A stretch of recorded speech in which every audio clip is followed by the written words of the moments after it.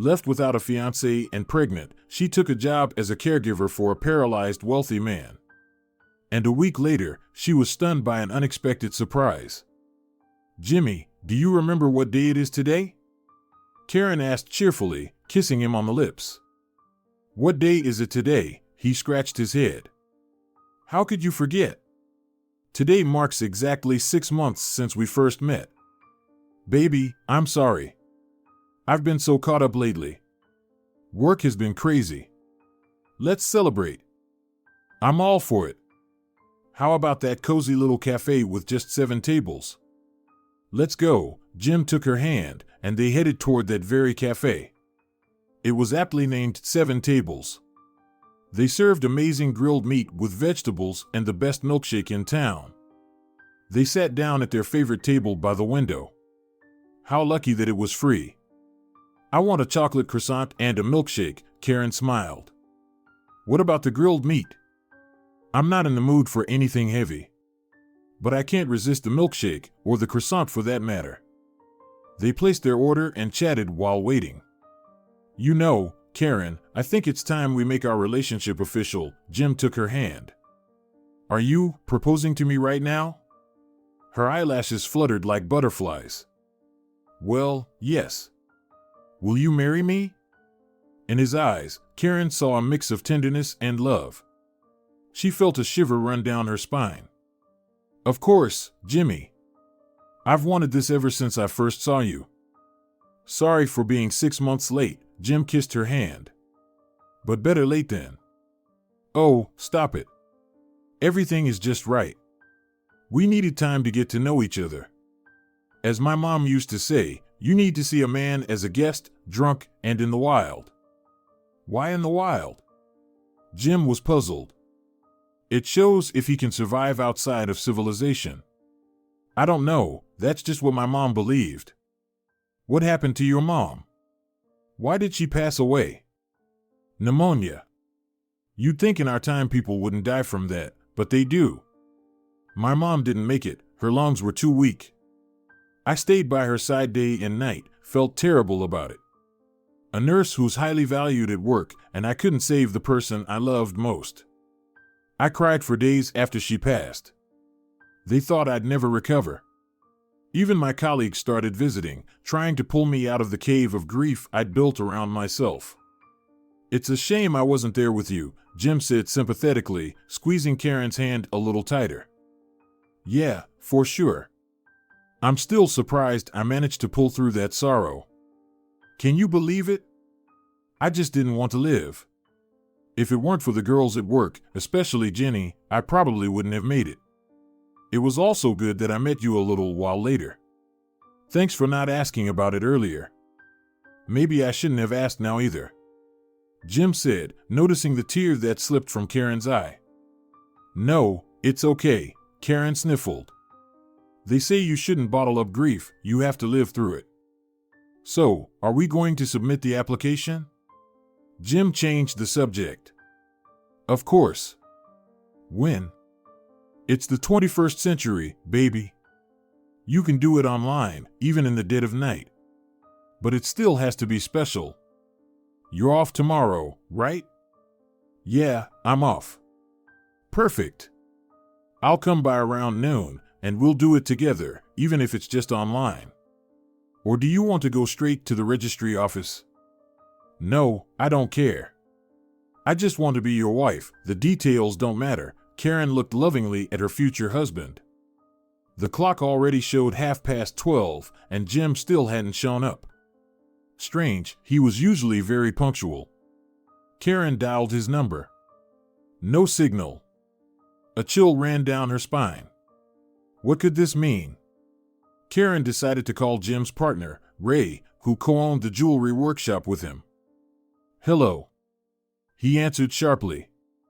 "Ray, hi." "Hey, sis." He always called Karen that because she was a nurse. "Lost your Jimmy? Do you know where he is?" "I'm not sure. Either on the run or already behind bars." "What?" Karen almost collapsed and quickly sat down in a chair. "Didn't he tell you about his little schemes?" What schemes? Ray, can you speak more clearly? People brought in expensive jewelry for repairs, and he was swapping them with fakes. Today, one of the clients noticed the switch and called the police. We might lose the workshop altogether. So, you really didn't know? No way. Are you sure it was him? He doesn't seem like a con artist. Who else, Karen? It wasn't me. I thought Jim was a decent guy, but he turned out to be a scumbag. I'm sorry. How could this happen? Why would he do this? Why? Karen couldn't hold back her tears. All for the money, sis. He wanted easy cash. Didn't he mention wanting to move to Cyprus or somewhere? No, we were supposed to submit our marriage application today. Why did he do it? What will happen now? Will he go to jail? Yeah, when they catch him, he'll definitely go to jail. And it won't be a short sentence. My advice, sis, is don't wait for him. Find yourself a guy who's honest. And don't even think about hiding him. You'll end up doing 15 years right alongside your Jimmy. I'm no legal expert, but that's what I think. All right, Ray, thanks for telling me. Bye. Karen hung up, placed her phone on the table, and buried her face in her hands. How could he? She truly believed he was the best, the most noble, the most honest man. She thought Jim loved her and wanted a family.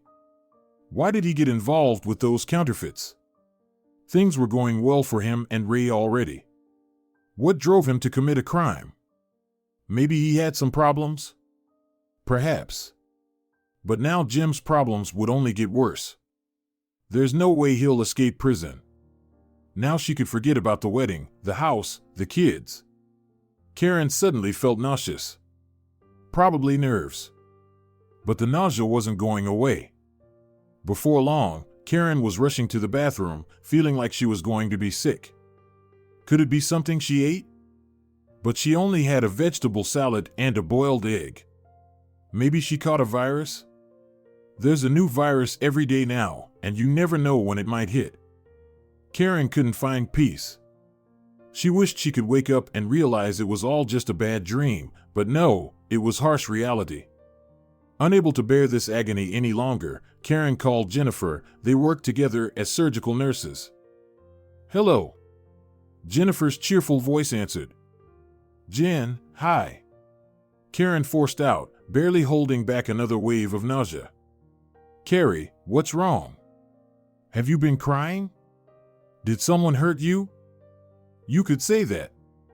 Jen, can you come over, or are you busy? No, I'm completely free today. I don't work until tomorrow, and I sent Jake off into the deep woods. So, I'm all yours. You and Jake broke up? Karen was surprised. Yes, I broke up with him, at least. I'm not wasting my life on a guy with nothing but air in his head and a bunch of bad habits. But why are we talking on the phone? I'll be at your place in 15 minutes. I'll bring your favorite pumpkin juice, the one my mom makes. It would be perfect today, Karen muttered. I'm terribly sick from something. I feel like I'm going to throw up. Okay, babe, hang tight, Jennifer said before hanging up. Karen forced herself to get up from the chair and go to the kitchen to put the kettle on and make some fresh tea for her friend's arrival. Her head was spinning, and the nausea wouldn't go away. Her stomach felt queasy. Jennifer burst into Karen's apartment like a fresh breeze. She always smelled like flowers and something sweet.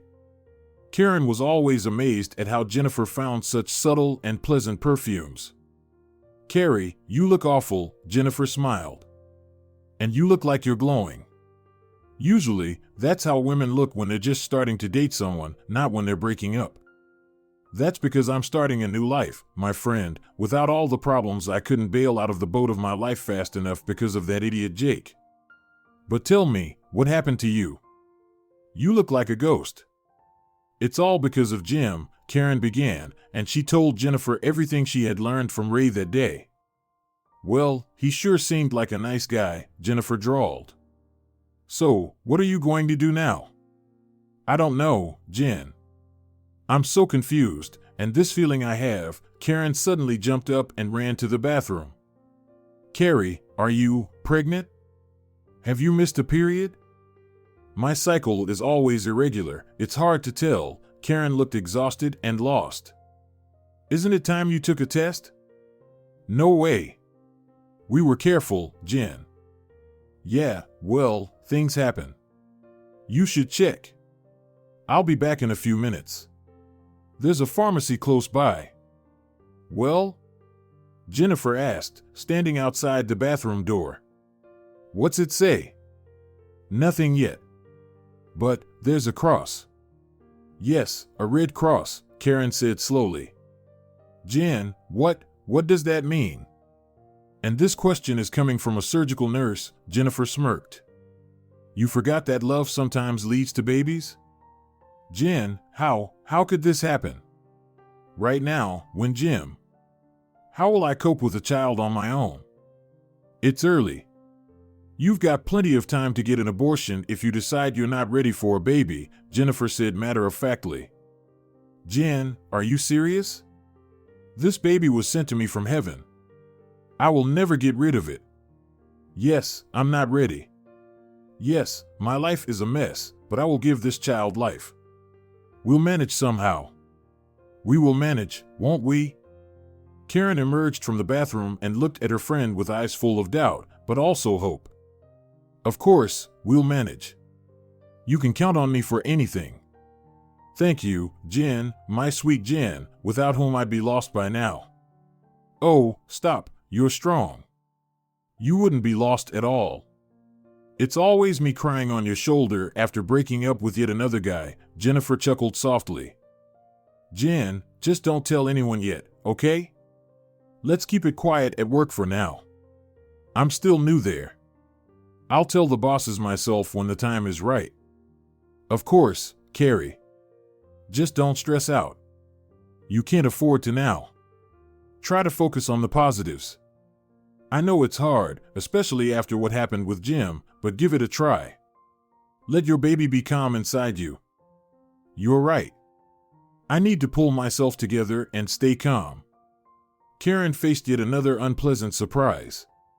This time, it was about her job. The nursing staff was called to an unscheduled meeting and informed of some staff reductions. Karen was on the list.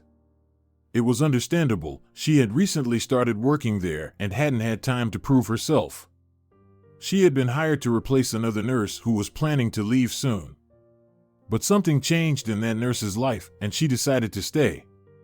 Karen felt completely dazed. What should she do now? No one would hire a pregnant woman, and she had very little savings. There was almost no support, except from Jennifer, but she couldn't keep asking her friend for help forever.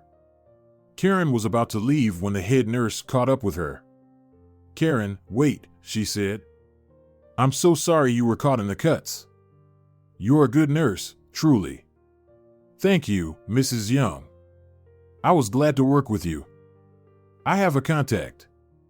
He's currently looking for a caregiver for his boss. He's partially paralyzed and needs assistance. This man is not easy. He used to run a private detective agency. The death of his son affected him, and now he's confined to a wheelchair. They say he's a good guy, though, so I'll give you the phone number, and you can decide if you want to take the job or not. Thank you, Mrs. Young, Karen said, hugging her supervisor. Here, the head nurse said, handing over a business card and gently stepping back from Karen. They hugged again and said goodbye. Karen walked home along a busy street. She always took this route, even though there was a shorter one. She liked watching the colorful crowd of students and school children that gathered there. But not that day. Karen didn't understand what she had done wrong. Why was she being punished? First Jim, who she still didn't know the full story about, then an unplanned pregnancy, and now losing her job. Karen was still holding the business card Mrs. Young had given her. Her small apartment was quiet. Too quiet to drown out the thoughts racing through her mind. Karen poured herself a glass of orange juice, it helped with the nausea a bit, and dialed the number on the card. "Hello," answered a man with a very pleasant voice. "Hello. I'm calling about the caregiver position. I was referred by Mrs. Young." "Ah. Hello. Ivy works fast. What's your name?" "Karen. Karen Mercer." "My name is Frank Emmers. I'm Mr. Russell's personal assistant. Can you come for an interview? Mr. Russell likes to speak with the person who will be taking care of him first." "Yes, I understand. I'm not sure if I'm the right fit. Mr. Russell is not bedridden. He mostly needs someone for moral support and light household help. After the death of his only son, he feels very lonely. He's a very good man. It won't be hard for you to work with him. You just need to get along, as he says." "I see. When and where should I come?" "I'll check with Mr. Russell and let you know." "Do you have any preferences for the time?" "No, I'm free and can come anytime." "Okay, I'll inform you shortly. Thank you for calling and for your interest." "Thank you," Karen replied softly. They said their goodbyes. About 15 minutes later, Karen already knew the place and time where she would need to go the very next day. She decided to be sneaky and not mention her situation. Whatever happens, happens. Karen took a sip of juice and walked into the living room. She settled into her favorite chair, where an unfinished friendship bracelet was waiting for her. Karen had been interested in this hobby since her school days, and now she did it purely for relaxation, later giving the bracelets to her friends' children. Karen suddenly remembered her mother. She missed her so much. Her mother had led a difficult life, raising a child on her own and living in poor conditions. That's probably why her health deteriorated. She should have lived much longer. Her daughter had grown up, gotten an education, and was already working. They had an apartment that her mother had barely managed to buy back in the day, and only because they got lucky, the apartment was being sold for next to nothing due to its poor condition and the urgency of the sale. The owners just wanted to get rid of it because they didn't need it. Over time, she and her daughter had fixed it up. Karen now lived there. After her mother's death, Karen had no one closer than Jim and Jennifer. She met Jim a month after her mother's death. Life immediately transformed, the depression lifted, and Karen began to believe in a better future. But the happiness lasted so briefly, only 6 months. Karen placed her hand on her belly. "I'll try to give you the very best, baby," she whispered. Mr. Russell's house was small, but very beautiful and sturdy. In front of the house, a barberry bush was growing. Its red berries glistened in the sun like elongated beads peeking out from the lush green leaves. Karen involuntarily smiled, admiring the beauty. Some unknown force drew her to this house, as if she were visiting an old friend she hadn't seen in years. Something vaguely came to mind. Someone had told her about such a house. Or had she imagined it herself? Maybe she had just read a similar description somewhere or seen it in a movie. Karen was pulled from her thoughts by the barking of a little dog coming from behind the door of the house. She pressed the doorbell.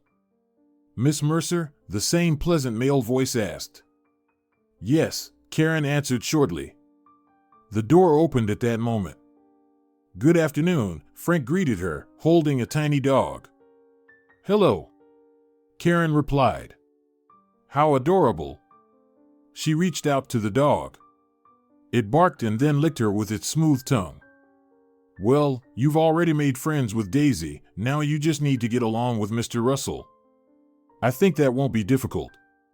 "They're so similar," Frank smiled. Louis Russell was sitting in his wheelchair in the living room, turning a strange object in his hands. "Well, Mr. Russell, this is Karen Mercer, the nurse." "Hello." Karen greeted the homeowner. "Hello. What brings you here?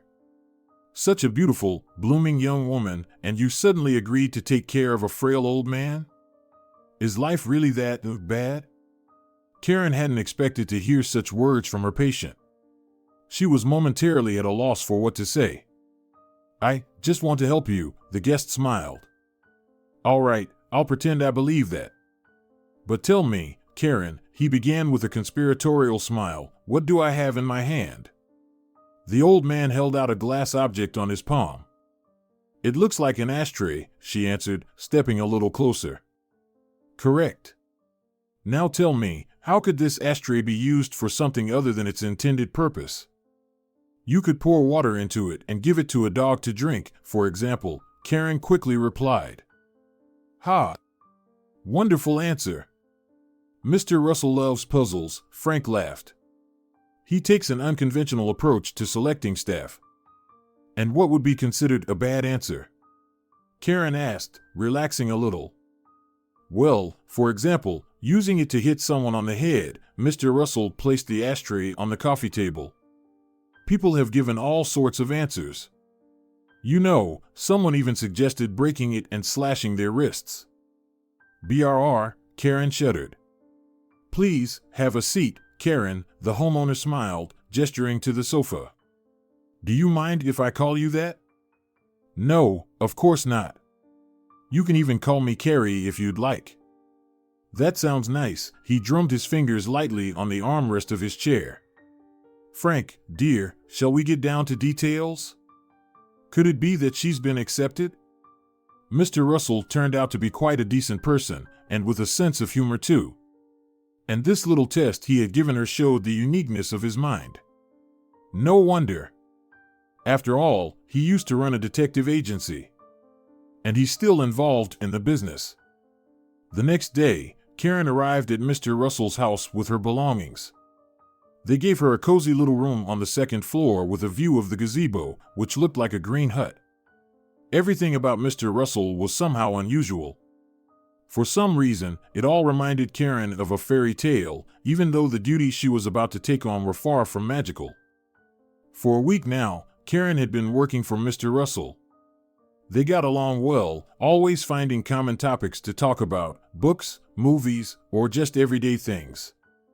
One day, Karen started putting things in their places. She hadn't managed to do this until now. In the closet, on the top shelf, she suddenly found a box. It wasn't her business, but curiosity got the better of her. Karen took the box down from the shelf and looked inside. There were some old documents, medicine prescriptions, nothing interesting, but one envelope caught Karen's attention. It was a plain white envelope with a large red heart in the middle. Inside was a photo.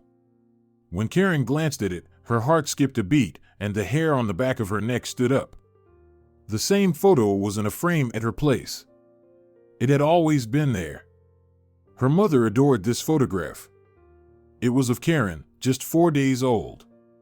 She was wrapped in a pink blanket, with a pacifier in her mouth, looking at the world with her infant eyes, still a bit cloudy. The same photo she now pulled out of the envelope. How did it end up here? Could her mother have had some connection to this house and these people? But how? Where's Mr. Russell, and where's her mother, who had spent her entire life working in a children's library? It was very strange. Karen turned the photo over. On the back was written, "Your little girl, Carrie." What? Who was this letter addressed to? Mr. Russell? Louis Russell? Karen felt 2 drops of sweat appear on her forehead. Karen began to think.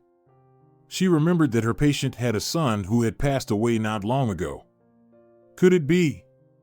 Could this envelope have been addressed to him? Anthony Russell. Karen had heard this name from Frank. Was he her father? God. She couldn't wrap her head around it. Her mother had never spoken about her father. She simply said that they hadn't been needed by him. Not at all. But how did fate bring together the son of a rich man and a simple girl who had spent her days digging through the library archives and sneezing from the dust? Karen decided to find out everything.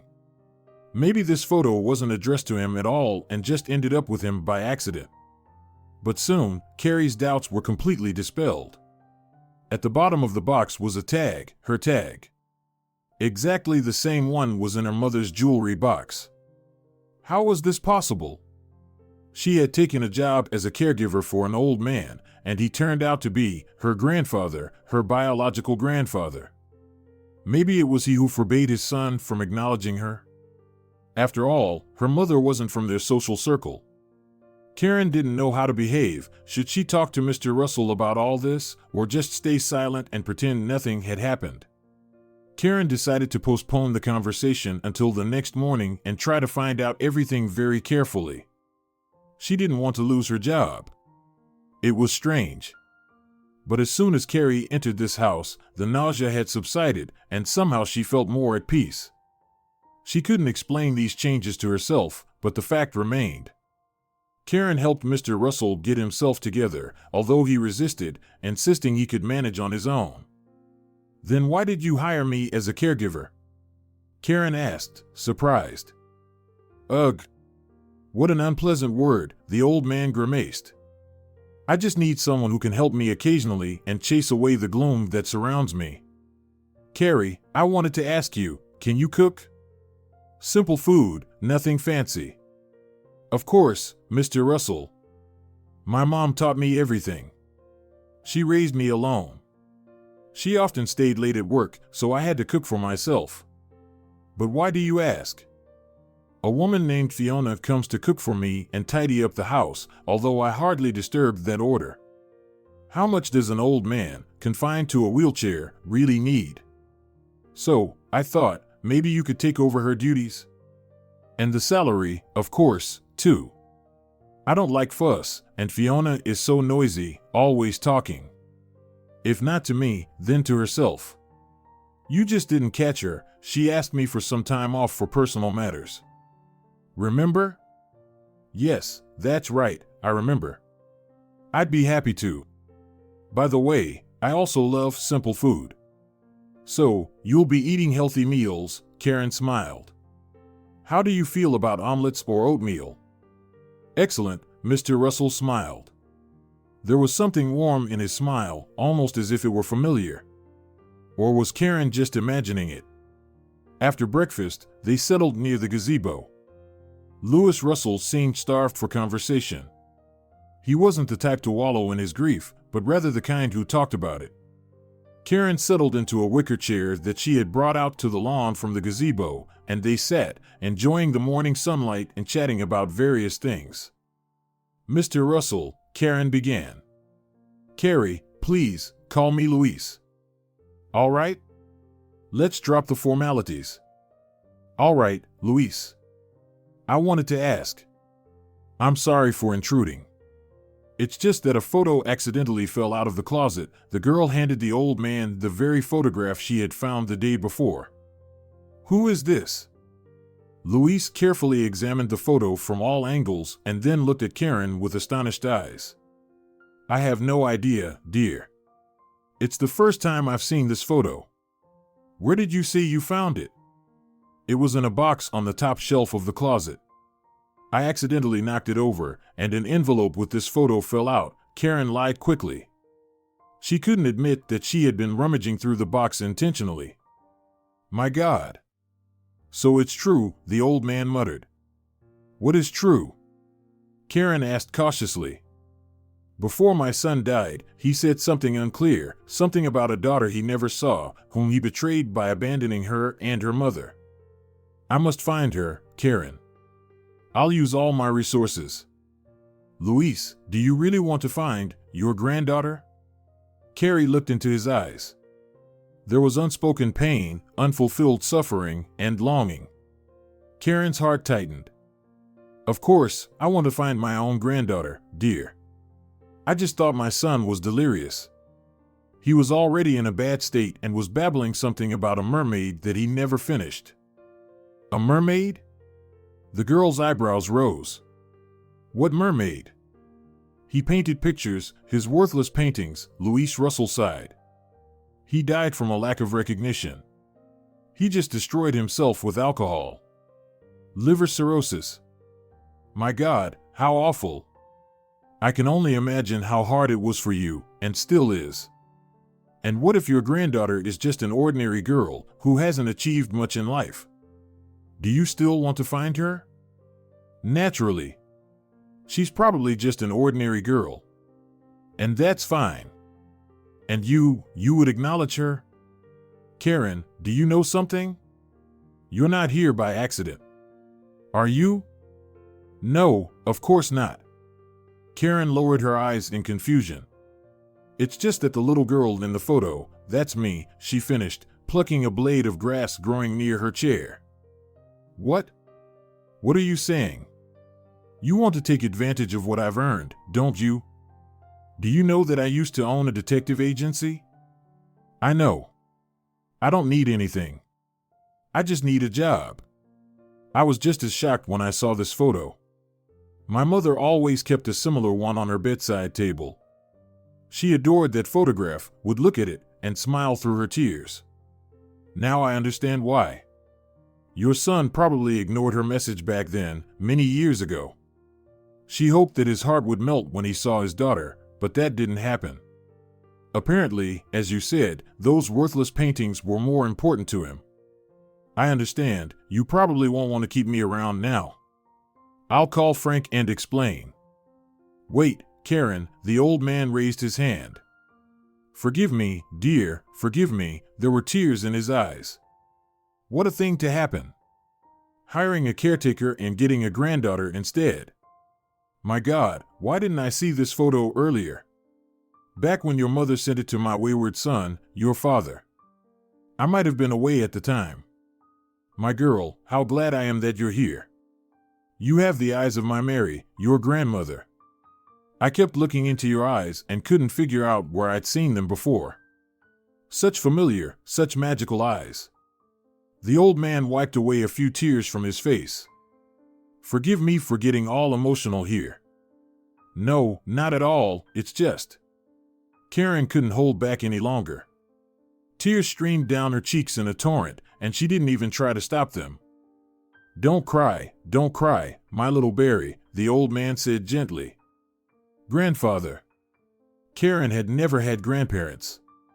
But now a grandfather was sitting right in front of her. I want you to be happy so much. Maybe not in childhood, but at least now. Thank you. I hardly slept last night. There was also a tag in the box. My mom had a similar one in a jewelry box, and it's still kept there in our small apartment. She never told me who my father was. She cut off all my attempts to find out. She only said that she loved him very much, to the point of madness. Maybe that's why she took the desperate step of sending him this photo. What a son God gave me. He didn't amount to anything. I tried to get him involved in my business, but no chance. He dreamed of becoming a great artist. But he wasn't meant to paint pictures, wasn't meant to. But Anthony wouldn't listen. He got hooked on alcohol from a young age. He'd sit with a bottle over yet another unfinished work and cry. I think that's why Mary died, because she couldn't bear to watch her own son digging his own grave and wasting his life in vain. We didn't even know he had a girlfriend. It seems the romance didn't last long. Anthony could never do anything for long, even as a child. I think that's why he never became an artist. He wanted to wave a magic wand and get a mesmerizing, breathtaking result on the canvas. But it only turned out to be a mess. I always objectively assessed everything that happened, but he, unfortunately, did not. That's why he dissolved into alcohol, burned up in it. And yet he was a smart guy, could calculate large numbers in his head. Oh, what's the point in talking now? Better tell me about yourself, Carrie. I want to make up for all your deprivations now. I want to make you happy so that you never need anything again. There's not much to tell, grandfather, she sighed. I don't have much to boast about either.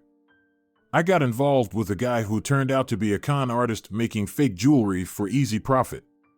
He's probably been caught by now. Well, forget about him, dear.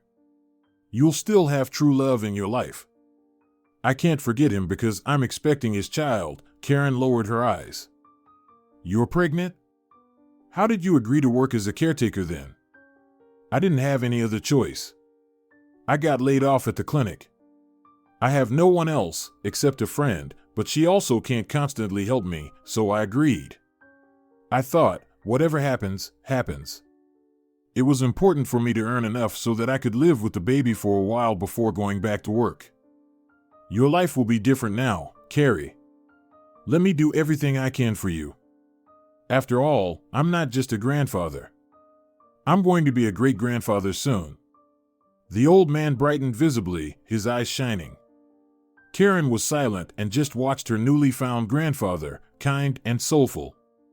Carrie could never have imagined that the detective, the head of an entire agency specializing in finding people, would turn out to be so sensitive and human. It had only been a week since Karen moved into this house, and they had already grown so close, able to talk for hours about anything. And now they found out they were related by blood, not just close in spirit. Frank was supposed to arrive by evening. He sometimes consulted with Mr. Russell since they were working on the same case. Frank Emmers was Karen's grandfather's right-hand man. Carrie met him on the porch. He was carrying a black briefcase and holding the hand of a little girl, about 5 years old. "Hello, Karen," he greeted her with a smile. "Hello, Frank," she replied with a smile. "And who is this lovely little lady with you?" "This is my daughter, Chloe. The nanny got sick, and I had no one to leave her with." "And where's her mom?"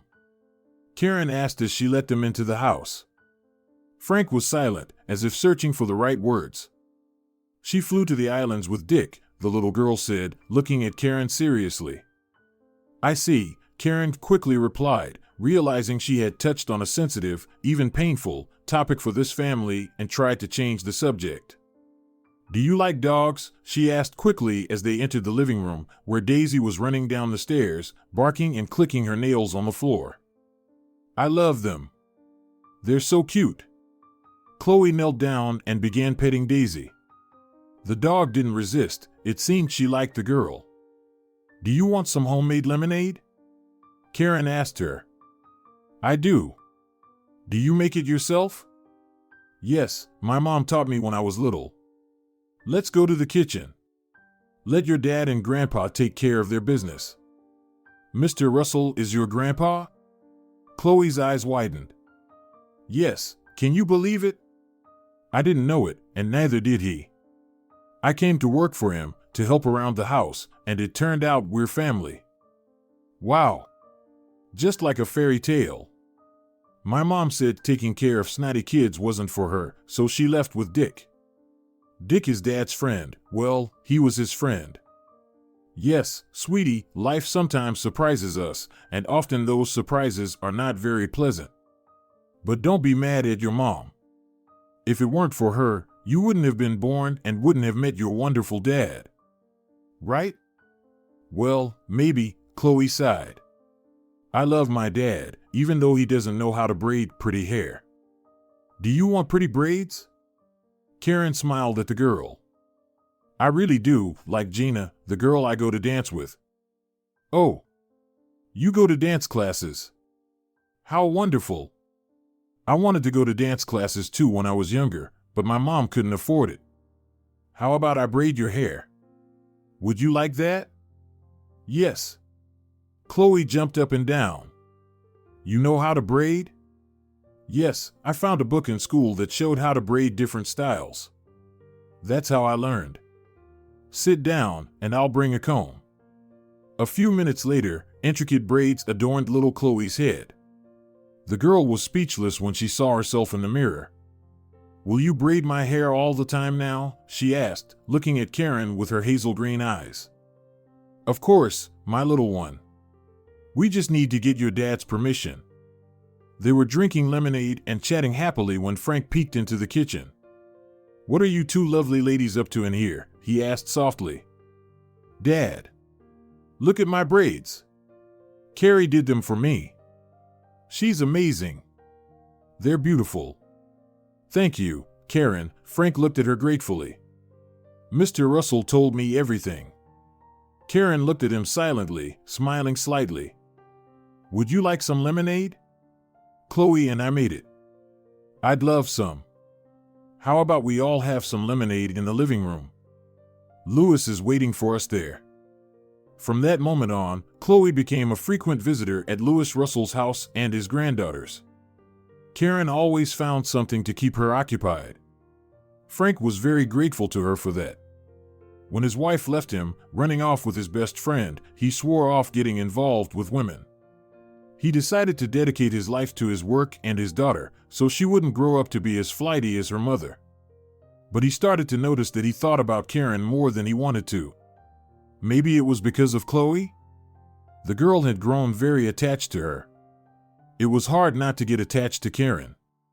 She was cheerful and always coming up with something fun, and what more could a 5-year-old girl want? Frank tried to push Karen out of his mind, convincing himself that they weren't meant to be, that their lives were too different, but nothing, absolutely nothing, helped. He found excuses to see her, visiting Mr. Russell on business, and couldn't resist chatting with his granddaughter for a few minutes. Karen behaved calmly with him, not showing any special interest, not flirting or blushing as some girls do when they like a guy. But this only made him more interested in her. Karen decided she would do everything to get her grandfather back on his feet. It was encouraging that his condition had taken hold of him only after his son died. It was clearly due to the shock and grief.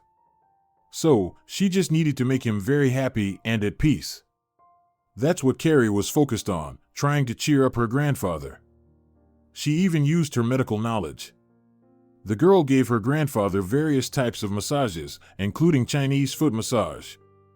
"Why are you doing this, dear?" her grandfather would laugh, stroking her head. "What do you mean why? I want you to walk."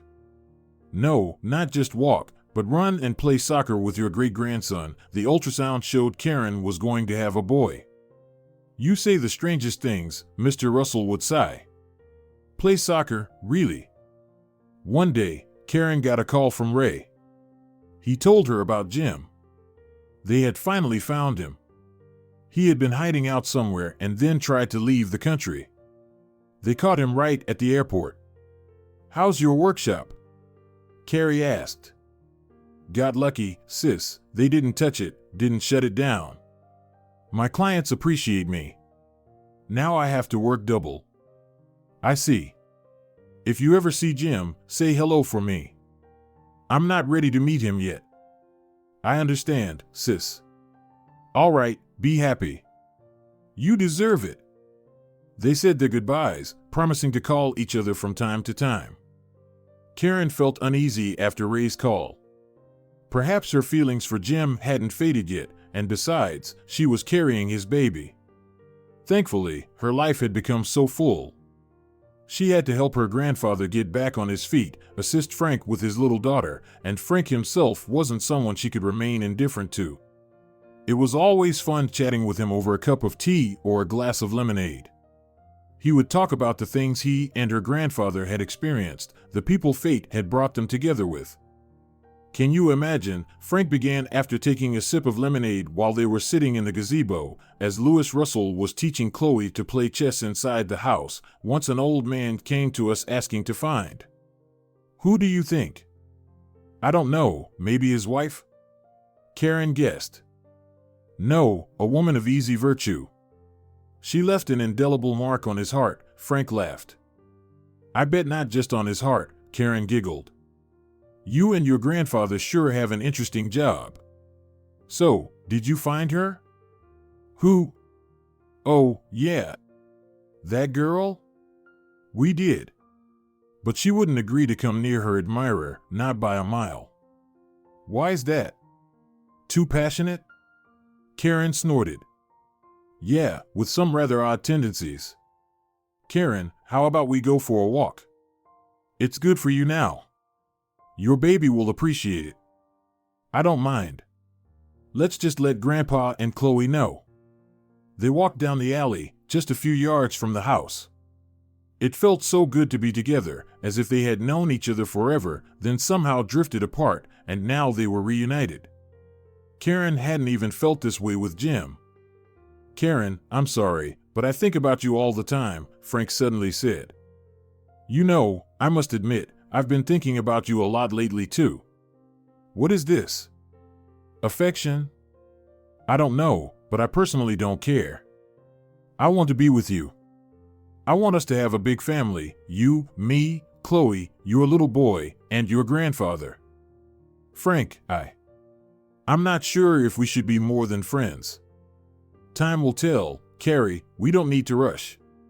You've got the baby on the way, and I'm swamped with work, plus my daughter needs more and more attention."